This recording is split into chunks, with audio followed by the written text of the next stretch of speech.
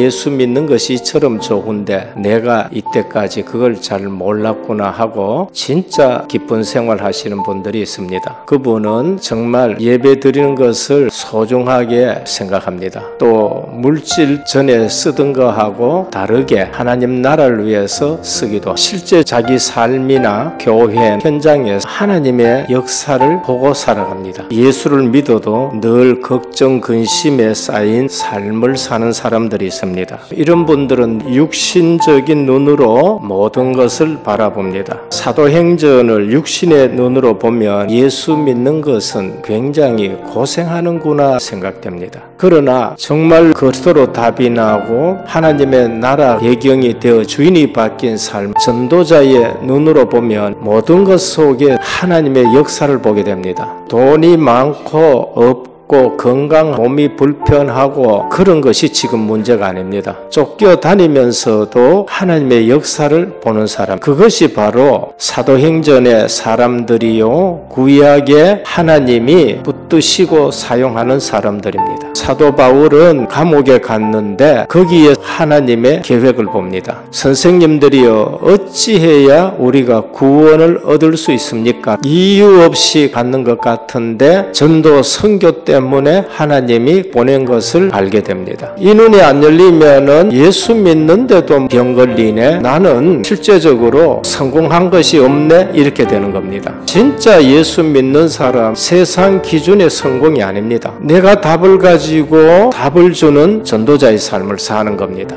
오늘 본문은 베드로가 루다와 욥바에서 행한 이적을 중심으로 팔레스타인 서부 지역 순회 전도 사역을 소개합니다. 이 지역은 이방이라고 소외시키는 지역, 그런 지역에도 하나님이 역사하시면서 성도들이 굳게 세워지고 복음이 이방 지역으로 넘어가는 걸 볼 수 있습니다. 우리가 복음 갖고 있으면은 복음들을 현장으로 찾아가라는, 복음은 찾아가서 전하는 것입니다. 베드로가 사방으로 두루 행하였다. 가만히 앉아서 찾아오는 사람들에게도 복음을 전해야 됩니다. 그러나 복음을 듣지 못한 곳이 너무나도 많기에 때로는 고난을 당하며 멸시를 받는 가운데서도 오가고 또 가고 하는 것이, 그것이 복음들을 현장이 있기 때문에 그런 겁니다. 예수님께서 이 땅에 계실 때 당신의 제자들에게 복음 전할 것을 명하셨습니다. 너희는 가서 모든 족속으로 제자를 삼아 너희는 온 천하에 다니면서 만민에게 복음을 전하라. 오직 성령이 너희에게 임하시면 너희가 권능을 받고 땅끝까지는 내 증인이 되리라 하셨습니다. 주님의 제자들은 언제나 이 명령 따라서 온 천하를 두루다니며 복음을 전했습니다. 저는 이 사실을 알고 제 인생의 방향을 전도, 선교, 세계 복음화에 맞췄습니다.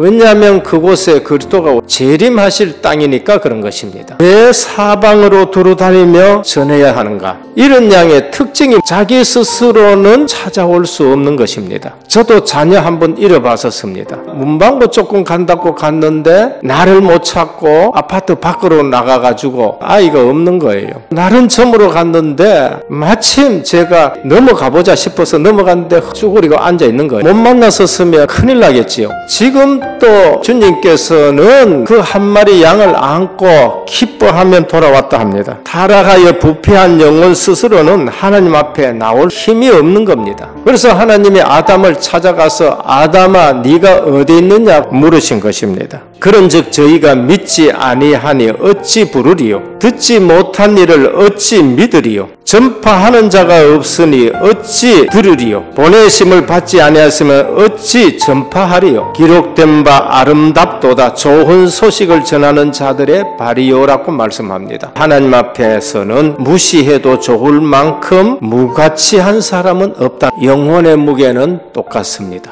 33절을 보면 베드로가 루다에서 에니아라는 사람을 만났다고 합니다. 8년 동안 중풍병을 앓았습니다. 이 사실 외에 그가 한 일은 하나도 없습니다. 이것은 그가 세상 교회 안에서 그리 중요한 사람이 아니라는 것을 우리에게 말합니다. 근데 주님은 베드로를 통해서 그 사람을 치유하시고 귀히 여기시는 것을 볼 수 있습니다. 예수께서 눈을 들어 제자를 보시고 이르시되 너희 가난한 자는 복이 있나니 하나님의 나라가 너희 것임이요 세리와 죄인의 친구라고 말씀하셨습니다. 오늘 교회에 와서 신앙생활 하는데도 이러한 현장 놓치고 살아가는 일들이 너무 많습니다. 주 안에서는 최악의 상황이 최고의 능력을 체험할 수 있는 기회입니다. 8년 동안 중풍병에 걸렸습니다. 실로 절망적인 상황, 긴 세월 동안 혼자 힘으로는 아무것도 할 수가 없습니다. 오직 침상에 누워서 다른 사람의 손을 의지하여 하루하루 삶이라고는 말할 수 없을 정도로 힘이 드는 겁니다. 절망적인 상황은 베드로를 만남으로 완전히 반전되었습니다. 인생 전환점 되시는 그리스도, 베드로를 통해 나타난 예수 그리스도의 능력으로 말미암아 도저히 희망을 가질 수 없는 최악의 상황이 오히려 최선의 기회, 최고의 능력을 체험하는 시간이었습니다. 세상 사람들은 망했다고 얘기합니다. 근데 하나님은 절대 너희는 망할 수 없다고 말합니다. 내가 사망의 음침한 골짜기를 다닐지라도 해를 두려워하지 않는 것은 주께서 나와 함께 하심이란 뭐를 붙들고 어디에 방향을 맞추고 예수를 믿습니까? 이것은 단지 성경 시대에만 국한된 것이 아닙니다. 보고 못 보고입니다. 그래서 신앙생활은 천지 차이가 되는 겁니다. 여호와의 사자가 주를 경외하는 자를 둘러 진치고 저희를 건지시는도다. 그러므로 내가 그리스도를 위하여 능력과 궁핍과 핍박과 곤란을 기뻐하노니 이는 내가 약할 그때에 곧 강함이라. 오직 성령이 너희에게 마시면 너희가 권능을 받고 증인되시기를 바랍니다. 예수 그리스도 안에서만 진정한 치유와 회복이 있습니다. 병원에 가면 육신적으로 잘 낫습니다. 그게 치유가 아닙니다. 진짜 영적인 치유 안 되면은 늘 반복되는 일들을 저지르게 되는 겁니다. 베드로의 두 가지 명령이 일어나라는 겁니다. 신체적인 질병이 우리가 믿을 때에 벌써 치유되는 것입니다. 그리고 또 하나의 명령은 바로 내 자리를 정돈하라는 것입니다. 더럽혀지고 지긋지긋한 자리, 단지 신체적인 것뿐만 아니라 정신, 사회적으로 완전히 회복되게 하라는 것을 말씀합니다. 주님의 치료는 완전한 치유, 전인적인 치유를 말합니다. 주 예수를 믿으라. 그리하면 너와 내 집이 구원을 얻으리라. 진정한 치유와 회복을 원한다면 예수 그리스도 그분을 주인으로 모셔야 됩니다.